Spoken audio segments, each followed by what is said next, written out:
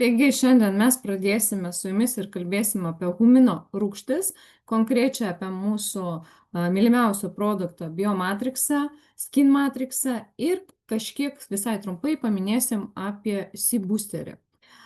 Mūsų Joy Universe gimtadienį buvo pristatymas kompanijos gamintojas, o tai yra šeima, tai yra tėtis ir jo sūnus. Ir dabar aš jums paleisiu prezentaciją.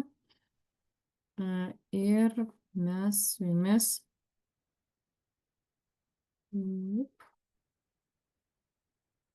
Ar matot? Linktelkit galvą, nes jau sakyti negalėsit. Taip. Tai humino rūgštis ir šiuolaikinė žmogaus sveikata, tendencijai, iššūkiai, su kuriais susiduria žmogus. Pakalbėsim su jumis truputėlį apie, dėl ko mums reikia naudoti humino rūgštis, kodėl anksčiau nebuvo tų problemų ir su kuo susiduria šiuolaikinis žmogus, ypač gyvenantis didmiestyje. Pristatymą mums darė daktaras Janos Cizar ir daktaras Attila Cizar. Tai yra tėtis, kaip ir minėjau, ir jo sūnus. Va, čia tas tėtis ir jisai yra pagrindinis Himato Products Ltd. Vengrijoje vadovas. Ir be abejo, jisai yra daktaras ir yra pelnęs Huminikom vertės ir kokybės apdovanojimą Vengrijos parlamente ir taipogi visą savo gyvenimą jisai paskyrė humino ir fulvo rūgščių pagrindų gamybos ir analizavimo. Taip pat visokiausių maisto papildų ir kosmetikos tyrimams ir gamybai. Tai jo kompanija naudoja unikalios kokybės natūralių humino telkinių leonarditą. Leonarditas tai toks sluoksnis žemėje gilus, kuris išgaunamas švariausioje vietoje Vengrijoje ir jis buvo formuojamas kelis milijonus metų po žeme. Kita sritis šitos kompanijos tai yra liposominių produktų gamyba. Mes su jumis truputėlį aptarsim, kas yra liposoma ir būtent šita gamykla yra pirmoji Vengrijoje, kuri panaudoja liposominę technologiją. Taip pat jie turi kokybės sertifikatus, dažnai girdim, kartais būna mūsų paklausę, kokie sertifikatai pateikė, tai yra GMP kokybės užtikrinimo sertifikatas. Jisai tokio pat lygio kaip ISO 2200, tai reiškia, kad juos tikrina, audituoja ir duoda jiem kokybės ženklą. Tai šiais metais, 2025 laimėjo vertės ir kokybės apdovanojimą parlamente. Taipogi jie laimėjo sertifikatą visos Europos mastų kaip geriausias gamintojas ir apie tai gal truputėlį vėliau. Tai kaip ir minėjau, Himato Products Ltd. Savininkai yra šitie du vyrukai, kurie buvo atvykę pas mus į Rygą šį savaitgalį. Tai jie yra įkūrėjai, jie yra metų verslininko apdovanojimą gavę, taip pat nacionalinės žemės ūkio ir maisto parodoje jie gavo didelį prizą 18 metais ir yra tarptautinės humino medžiagų draugijos nariai. Juos paskyrė taipogi Vengrijos skyriaus vadovų. Tais pačiais metais Janas gavo ir metų naturopato apdovanojimą. Tai apačioje jūs matote tokią nuotraukytę, tai būtent Janas gavo apdovanojimą iš ministro pirmininko Viktoro Orbano, čia Vengrijos ministras. Ir buvo Vengrijoje problema 2010 metais raudonojo dumblio katastrofa. Šiaip aš nesigilinau tai, bet kaip supratau, tai yra, kai dirvožė nustoja būti gera, ir jie sprendė šitą problemą Ir būtent Janas pasiūlė tų dirvožemių valymo sprendimą su humino rūgštimis. Galiu pasakyti apie humino rūgštis tik tiek, kad pradžioj, dar prieš 50 metų, juos naudoja tik tai žemės ūkyje. Ir labai daug straipsnių apie kiek humino rūgštis padeda ten augti ir prisotina mūsų augalus naudingais mineralais ir taip toliau. Tai gan neseniai humino rūgštis, nu kaip neseniai, nu jau gal ir seniai, tikrai virš 20 metų, pradėjo naudotis ir žmogaus sveikata. Ir gyvūnų, žinokit, sveikata, bet gal gyvūnams tai yra gan brangu juos maitinti, bet iš savo patirties galiu pasakyti, kad netgi ir gyvūnams padeda. Jeigu mano šunims kažkas būna, aš pirmą, ką duodu, tai humino rūgštis į vandenuką įpilu. Bet čia tarp mūsų, ne? Mes negydom gyvūnus, mūsų produktas skirtas žmonėms, suaugusiems žmonėms oficialiai, mes taip ir traktuojam. Bet tarp mūsų galiu pasakyti, kad tikrai ne tik. Tai va, tai Žemės ūkio ministerija patvirtino jo eksperimentus ir pasirašė sutartį dėl 700 hektarų dekontaminacijos, toks žodis, naudojant humino medžiagas. Nu, tai yra tas dirvožemis, jie prisotina humino rūgštimis. Va, šiaip dėl įdomumo dėlį galite pasiskaityti apie tą raudonojo dumblio katastrofą. Kas ten buvo. Taip, tai dažniausiai šiuolaikinių žmonių problemos, su kuriais susiduriam mes kasdien. Ir jūs kasdien, jūsų pažįstami ir apskritai mūsų laikų problemos. Tai yra susilpnėjusi imuninė sistema. Pas daugelį. Dėl visokiausių priežasčių, nevardinsim, dėl neteisingos mitybos ir taip toliau, nesvarbu jau. Chroninis nuovargis. Labai dažnai, vad netgi šiandien susirašinėjant, pasakė, man stresas, vos ne kas antras kamuoja stresas. Vėlgi, dėl neteisingo gyvenimo būdo, be sporto, nemoka susidoroti su stresu, nežino kaip ir apskritai jo yra labai daug. Pagrindinis netgi stresas, kaip jum ne keista būtų, aš šiandien skaičiau, tai yra mūsų telefonas. Mažas daikčiukas, ant kurio jūs koncentruojatės apskritai gyvenime, sukelia stresą. Daugelis pradeda stresuoti, jeigu tą telefoną paslėpti ir keliom valandom jam neduot. Tai žmogus jaučiasi jau toksai nervuotas, nu tai stresas nuo visko. Sekantis dalykas tai yra mikrofloros pusiausvyros sutrikimas. Tai atsitinka dėl netinkamo maisto, irgi dėl streso, bet ir mūsų maistas neturi jau tiek naudingų, reikalingų medžiagų, kiek reikalauja mūsų virškinimo sistema. Sulėtėjęs metabolizmas, maistinių medžiagų įsisavinimo sutrikimai ir taip toliau. Čia yra tokie pagrindiniai. Ir tada yra mūsų problemos maisto grandinė. Pagrindinės problemos. Tai jos yra išorinės, tokios kaip trūkumas mineralų, vitaminų, enzimų, mikrobioma gyvosios floros. Ir yra tokie išoriškai atėję, kurių anksčiau nebūdavo. Sakykime, prieš 100 metų tų problemų naujų teršalų nebuvo visai. Nebuvo sunkiųjų metalų tiek daug. Nu, aišku, kai fabrikai atsirado, tada 19 amžių gale. Tai taip, pradėjo, bet nebuvo jų tiek daug. Vakcinos, elektros smogas, antibiotikai tik tai praeitam amžiuje atsirado. Pesticidai, tada tai buvo gėris, jo buvo mažai, dabar jų per daug, visus gyvulius maitina, mes jeigu ir patys negeriam antibiotikų, mes tikrai jų gaunam.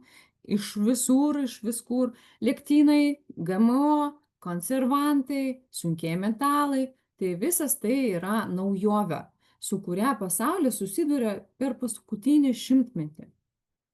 To anksčiau nebuvo. Tai, sakykime, nebuvo pas žmoniją tokių problemų. Buvo kitokios, buvo ten bakterijos, ne, buvo marai, bet nebuvo tų, kurią mes turim dabar kasdienybė. Yra tokia frazė labai visiems girdėta, jūs esate tai, ką jūs valgote. Tai yra ir dėl svorio, ane, ir dėl grožio odos, ir dėl energijos. Tai viskas priklauso nuo tai, ką jūs valgote. Ir dabar pakalbėkime apie mikrobiomą. Ir mikrobioma ne vien žmogaus, man čia trukdo taip kamera mano, labai gerai paslėpsiu. O apie pasaulinį mikrobiomą. Tai yra sutapimas su mūsų mikrobiomu yra daug didesnis, negu mes manome, nes visas pasaulis ir mes esame susiję. Susiję mūsų žemė, oras, mūsų virškinimo sistema, mūsų sveikata ir viskas prasideda nuo dirvožemio mikrobiomo. Ar pakankamai mes turim mūsų žemėje reikalingų mineralų? Ar pakankamai gauna augalas augdamas ten, vitaminų, šviesos, nu jūs nepaslaptys pas mus jau kaip greitai auginamos ten tos braškės, ne, viskas, kas ten, nu tikrai nėra sveikai. Sveikai augina nebent jūsų močiutės, mamos, jeigu dar, ir tai, jeigu sodą turi kur nors atokiau nuo miesto, kur nors miške, kur ten niekur kitur nėra ten gamyklos kokios ar ten kokio nors teršalo. Tai jeigu vat miške, kokį nors vienkiemį, tai taip, tai taip. Ir tai jeigu močiutė, kaip sakyt, protinga, nes šiaip net vienkiemiuose aš žinau, kad jie antibiotikais primaitina savo gyvulius ir irgi visokiausias taršas naudoja net netikrindami, ar jos yra geros ar ne. Bet nesigilinam. Tai mūsų žmogaus mikrobiomas susijęs su pasauliniu mikrobiomu, su dirvožemio mikrobiomu. Ir jei mes sugadinam mūsų dirvožemio mikrobiomą, tai žmogaus mikrobiomas taip pat sugenda. Kaip ir sakiau, mes esame pasaulis ir mes su juo susijęm. Tai kaip formuojasi mikrobiomas? Čia trumpai papasakosiu, kad naujagimis, tai yra kuris yra viduj motinos, jisai neturi mikrobiomą visai. Ir jis formuojamas pas kūdikį apie 6 mėnesius. Kas padeda jam formuotis? Visų pirma, pirmas punktas tai yra gimimas. Jeigu yra natūralus gimimas, tai yra geriau, žinot, praeina per mankšties florą, ten oro gauna, kvėpavimą, aplinką. Jeigu jau cezario pjūvis, tai yra blogiau, nes nepraeina tos etapus, negauna tų bakterijų, to viso mikrobiotos, ne, kuri formuos, bet be abejo, mes suprantam, kad cezaris šiaip savo nesirenka, ne, yra tam tikri rodikliai. Toliau yra žindymas, jeigu lyginti su kūdikio maistu, kur yra sterilus, panašus į mūsų mišinuką, ne, tai šiaip geriau be abejo motinos pienas. Bet irgi yra situacijų, kai negali rinkti ir kartais tenka maitinti ir sterilių kūdikių maisto. Imuniniai sistemai geriausia yra žindymas, dėl ko, nes motinos piene per pirmas valandas formuojasi, kaip ir pieno nėra, bet yra tas priešpinis ir jame geriausia ta sudedamoji dalis tai yra kolostrumas. Tai yra priešpinio dalis, kurį perduoda kūdikiui, jo imunitetui, tą formuoti jo mikrobiomą. Tai transfer faktorius tai yra labai superinė medžiaga ir šiaip žinau, kad tikrai yra kompanijų, kurios išgauna kolostrumą. Be abejo, ne iš moters pieno, o iš karvės pieno, bet būtent tą priešpinį. Tai yra sekantis etapas formuoti mūsų mikrobiomą ir be abejo mūsų aplinka, kai kūdikis pradeda ropoti, viską ragauti, ten ir žemės, ir visko į burną kišti, tai jis tuo pažino pasaulį, susipažino jo imuninė sistema su mūsų pasaulės mikrobais. Tai yra nei gerai, nei blogai, tai yra gerai iš tikrųjų.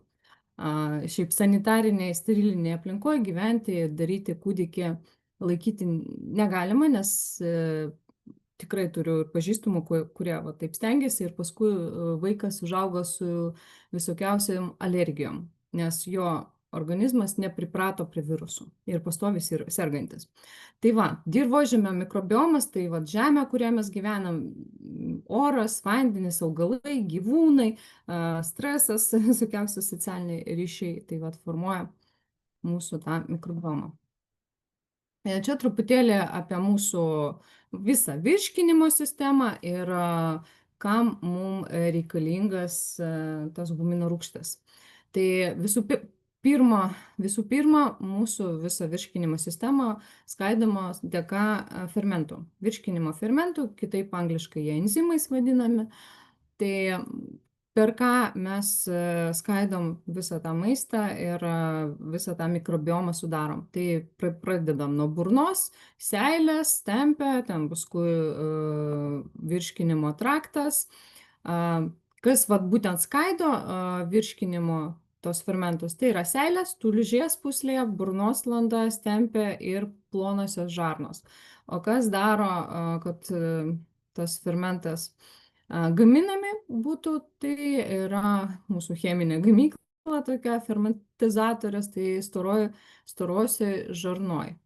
Va, tai ten viskas tai formuojamas. Aš nesu daktarė, aš nesu mokslininkė, aš taip pažiūrėjau, jums tik perduodau, galbūt kažkur kažką ir suklydau. Tai jau nepykit. Taip, tai anksčiau buvo senovės terapijos tokia medicina ir kodėl jinai neveikia dabar. Nes, kaip aš ir minėjau, šiuolaikinė pasaulis turi tokių problemų, kurių anksčiau žmogus neturėjo, tiesiog jų neegzistavo. Aš tos faktorius jau minėjau, nebuvo nei elektros, laukų, nebuvo nei pesticidų, konservantų ir taip toliau. GMO nebuvo, nieko va to nebuvo, tai ir problemos senovinės terapijos neveikia, nes nebuvo senoviai tų problemų. Ir vakarų medicina, tai mūsų, ką mes žinom, tai viską tokia, jinai sprendžia tik tai simptomus. Jinai negydo pagrindinę problemą, jinai pagal statistikas naudoja tas, kas veikia ir sprendžia tik simptomą. Skauda galva, išgeriam, nuskausminama. Ten pakilo temperatūra, numušam temperatūrą, o ne sprendžiam, kodėl pakilo temperatūra arba kodėl man skauda galva. Gal aš vandens mažai geriu, gal aš turiu kažkokią ten kitą problemą, galbūt ten dar kažko. Tai va, tai mūsų gumino rūgštis padaro tą tiltelį tarp senovinės, galim sakyti, vakarų ir va tokį sąmoningų sprendimų. Tai turit suprasti, kad mūsų organizmas veiktų, mums reikia mineralų žūtbūt. Mes negalim be jų egzistuoti. Labai atsiprašau, peršoku, kaip čia man paslėpti. Ai, tuoj sekundėlę. Taip, tai kaip ir minėjau, tas visas organizmas mūsų planetos susideda iš gumino rūgščių, kaip matot, aplinkui juos yra mineralai, ir mūsų mikrobiomą, kuris suformuoja visą tą teisingą veikimą. Va, tai tokia maisto grandinė. Ir va šitas dvigubas Nobelio laureatas, daktaras Linus Paulingas, pasakė, kad mums reikalingi 80-90 mineralų kasdien.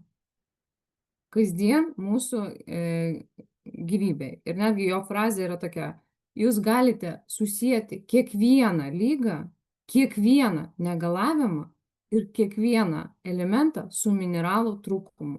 Čia ne aš sugalvoju, čia jis Nobelio 2 gavo, tai aš manau, kad reikia tai įsidėmėti. Jeigu jau toks žmogus pasako, kad bet kokią ligą galima susijęti su kažkokiu trūkumu organizme. Tai iš kur gyvam organizmui gauti tuos reikalingus mineralus? Čia tikrai jūs susirinkat tokie žmonės išprusę labiau, ne tie, kurie sako, aš iš maisto viską gaunu, aš viską ten turiu. Deja, labai norėtumėm, bet tikrai nėra mūsų maiste tiek tų mineralų reikalingų. Be to mūsų organizmas nesintezuoja daugelį iš mineralų. apskritai, mes gaunam jos tik iš. Tai va, tik jūros vanduo ir dirvožemis, humusas ir leonarditas turi visus mineralus būtinus gyvam organizmui. Jūros vanduo, ane, ką prisiminam, Spirulaifa, ane, dirvožemė, tai va čia mūsų humusas, ane, humino ir pulvo rūgštis. Tai leonarditas, tai iš ten būtent ir išgaunamas mūsų humino rūgštis. Toliau, kaip veikia. Fermentuojami mineralai, paskui įsisavinami vitaminai ir gaunami elektrolitai. Elektrolitai tai mūsų kraujas, kuris viską neša ten, kur reikia. Ir visa tai neveikia be mineralų. Tai yra, jokie fermentai jum nesigamins, vitaminai neabsorbuos ir jūsų kraujoje visą tai toliau elektrolitus neperneša. Tai yra, ląstelė mūsų negaus to, jeigu nebus mineralų. Taip, tai mineralinės maistinės medžiagos mes galim papildyti tik iš maisto ir maisto papildų arba maisto papildų. Tai yra ir maisto papildų, mes negalim papildais pakeisti viso maisto. Be abejo, mes turim iš maisto gauti pagrindinius dalykus, tai yra baltymus, riebalus, angliavandenius, tai yra mūsų energija, mūsų hormonai ir jau papildyti, ko negavom, tai vitaminas, tai pagrindiniai vitaminai, kurie mums reikalingi, tai yra omega 3 ir vitaminas C. Ir be abejo mineralinės maistinės medžiagos. Va, tai čia yra pagrindas kasdien. Taip, kodėl gumino rūgštys tokios yra veiksmingos? Labai įdomi, man patiko, kaip pasakojo profesoriai, daktarai, atsiprašau, ne profesoriai, apie tai, kad padeda gumino rūgštys su viruso. Gripo viruso, koronos viruso ir kaip jie tą daro. Jie tiesiog blokuoja virusą nuo prisijungimo prie ląstelės. Mes girdėjom su jumis, kad gumino rūgštis valo mūsų ląstelę. Bet būtent, kad jį neduoda tam virusui į tą ląstelę prisijungti, įsiskverbti. Asmeniškai aš patikrinau jau 100 kartų, kai tik aš pastoviai naudoju, taip, aš pastoviai naudoju, aš turiu energingą, kartais labai retai būna, ten nespėjau užsakyti ar kažką, bet jeigu aš pradedu sirgt, aš padvigubinu dozę, būna kartais ir jeigu labai jau prastai, tai būna ir 2 kartus po dvigubą išgeriu ryte ir vakare. Tikrai 1-2 dienas aš visiškai sveika. Tai va, ką daro? Antivirusinį poveikį. Tai yra blokuoja baltymą, smailinę ten kažkokį, nesu, sakau, profesionalė šitoj sferoj, bet šiaip jums perduodu, ką sakė. Detoksikuoja, tai yra išvalo mūsų organizmą, tai yra jis toksai kaip agentas ir tikrai, jeigu, sakykime, po baliaus kažkokio, ten išgeria žmogus, tai irgi kitą dieną slimflomės pripratom, sakyt, bet iš tikrųjų biomatriksas pirmo, jisai daro kaip angliukas, angliukas ant savęs paima, išveda. Tai va, tai jisai irgi neduoda, visus toksinus surenka ir išveda iš mūsų organizmo. O kaip žinom, alkoholis, persivalgymas, ne tik alkoholis, per didelis prisivalgymas, nes, čia organizmo irgi stresas yra. Tai tas padeda išvalyti tą organizmą. Antioksidacinis poveikis. Čia jau anti-age mūsų, tai norim būti gražiais, jaunais, ilgai gyventi, kad mūsų ląstelės būtų sveikos, tai kad mūsų, sakykime, oda būtų jauna, tai tas antioksidantinis, tai labai svarbus šiais laikais ir labai populiarus, visi tai atkreipia dėmesį. Ir be abejo elektronų pernešimo katalizatorius. Pagreitina ląstelių kvėpavimo grandinę, energijos stipriklis. Tai jeigu jūs su biomatriksu naudojat bet kokius kitus vitaminus, nesvarbu, netgi jeigu jūs vartojat vaistus, jų veikimas bus stipresnis. Tai yra tų vitaminų įsiskverbimas iki ląstelės bus greitesnis, jisai pagreitina tą, padaro greičiau. Taip, nu tai va, mes pereinam prie Bematrix Pro. Tai yra unikalus kompleksinis produktas. Kodėl kompleksinis? Ten yra dar pas mus visa grandinė vitaminų, kas yra jame, ne tik humino rūgštis. Pagrindas yra humino rūgštas. Jis yra skirtas energijos gyvybingumo didinimui, ištvermės, imuninės sistemos stiprinimui ir pagrindinės jo savybės tai yra antioksidacinis, priešuždegiminis, maistinių medžiagų prieinamumo didinimas, ką aš ir turėjau omeny, jeigu jūs kažką geriat, norit, kad dar geriau įsisavintų, tai idealiai. Su viskuo, su visais vitaminais jis idealiai veikia. Imuninę sistemą palaiko, taip pat virškinimo sistemoje, protiniai, žinokit, irgi, nes virškinimas su protu pas mus irgi yra susijęs, kovoja su stresu, bet kokiu, gerina atmintį, koncentraciją, nuotaiką ir taip toliau. Šiaip pas jį platus yra spektras, čia yra tokie pagrindiniai. Ir kamgi jisai aktualus ir naudingas yra. Tai mum visiems, didmiesčių gyventojams, jis saugo mūsų organizmą nuo kenksmingos aplinkos, oro taršos, toksinų, taipogi sportininkams, o jūs čia beveik visos ten norit gražiai atrodyti, kažkiek pasportuojat aktyvius žmonėms, padeda atsigauti, uždegiminas raumens pažeidimo mažinimas, nu tai yra nėra tos krepatūros, jeigu jūs ten į salę nueinat, žmonėms su silpnu imunitetu. Tai yra visiems sergantiems, bet kokios lygomis. Aš žinau, kad mūsų kompanija labai atsargiai tą sako, bet turiu nemažai patirties žmonių, kurie palaiko, nu, kurie vat, grinai labai stipriai serga ten ar vėžio ar kažką, tai vat, palaiko savo imuninę sistemą. Ir be abejo padeda kovoti su stresu ir nuovargiu. Norit būti efektyvesni, norit ilgą dieną niekur ten neatsigult, pamiegot pietų pertraukos, gerkit Biomatrixą. Patariu pirmos dienos pusėje, jeigu vakare geria, tai prieš pat miegą, nu jeigu vat, pradeda sirgti, prieš pat miegą ir eiti miegot, nes gali truputėlį kai ką sutonizuot, nu, energijos duoti ir nemiegosit. Taip, pereinam mes tada prie Skin Matrixą, čia apie jį gan trumpai galiu pasakyti, kad jo sudedamosios dalys yra irgi humino rūgštis, taipogi yra auginolis ir lizinas. Jisai skirtas, jisai kaip kosmetika yra, jisai skirtas, jeigu nudegimus turėjot nuo šalčio arba karščio, įkandojus jom, žaizdas turit, hematomas, ten, spuogus, aknes, bet taipogi per mūsų kompanijos balių sužinom, kad galima ir gerklę purkšti.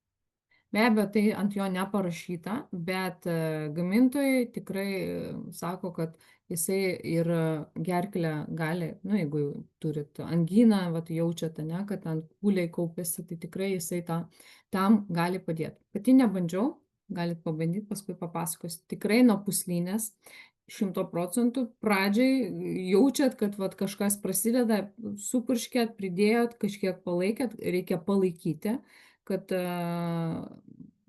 nustotų jums skaudėti. Taip, ir sekantis tai yra C-Boosteris, irgi šios kompanijos gamintojas, turintis liposominę technologiją. Ką aš įsiminiau, kad vitaminas C šiaip pas žmonės, jeigu vat, išoriškai jūs jį naudojat, įsisavina tik 300 gramų. Nu ir jų, sakoma, sveikam žmogui ir užtenka.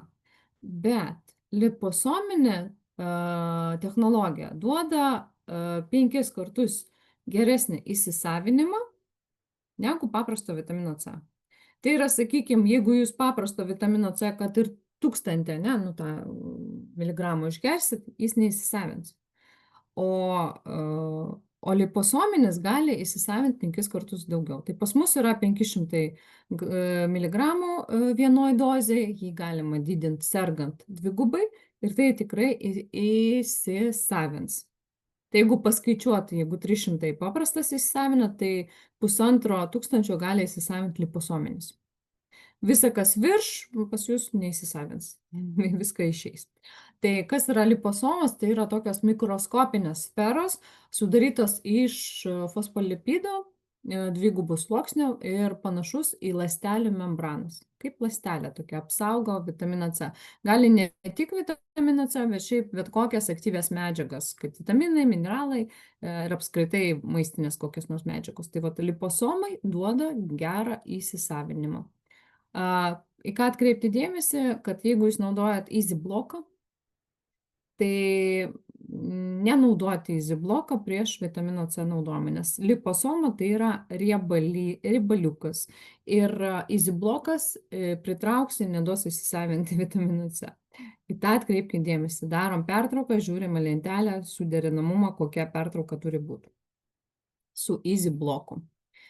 Arba naudojam skirtingais dienos metu.